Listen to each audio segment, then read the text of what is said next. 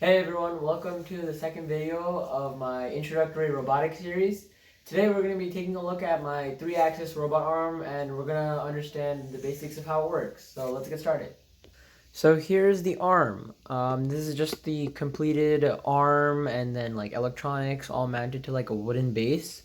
So yeah, here it is. If you're looking at the electronics in the background and you're super scared and like you're thinking this is too complicated, please don't worry. The point of this series is to help explain everything, and I'm gonna go step by step and really slowly so you can understand exactly what I'm doing. This circuit is actually really simple, but pretty much when the robot is powered, you can use those buttons to control the motors. These motors specifically are called servo motors, and later on we're gonna go into more detail on how they work. But for now, you can just know that I can tell these motors to go to a specific position, and they will remain at that position. So if we just quickly look at the robot, you can see there's 3 total motors actually. There's one motor right there, there's another motor here, and then actually on the inside, you can see there's a little hole. There's actually a motor in there. So I think if I go around back, you can see there's like a tiny motor inserted in there.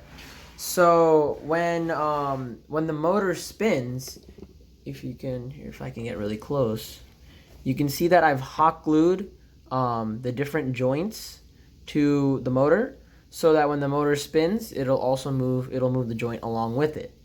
And I've done that for both of these axes. And then for the third one, it's also the same setup, except for the gripper, since I want one motor to control both arms, I have these gears right here. So when one motor spins, so I'm gonna just mimic this motor moving.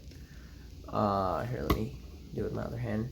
So when this motor spins, you can see that both parts of the gripper open, which is really convenient because now I only need one motor to control the robot.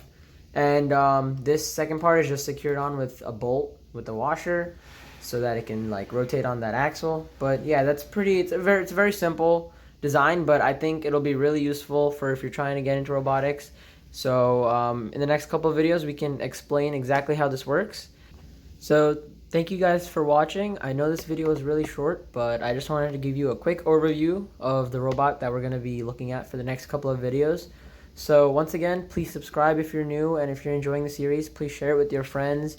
And yeah, that's pretty much it. I'll see you guys in the next video.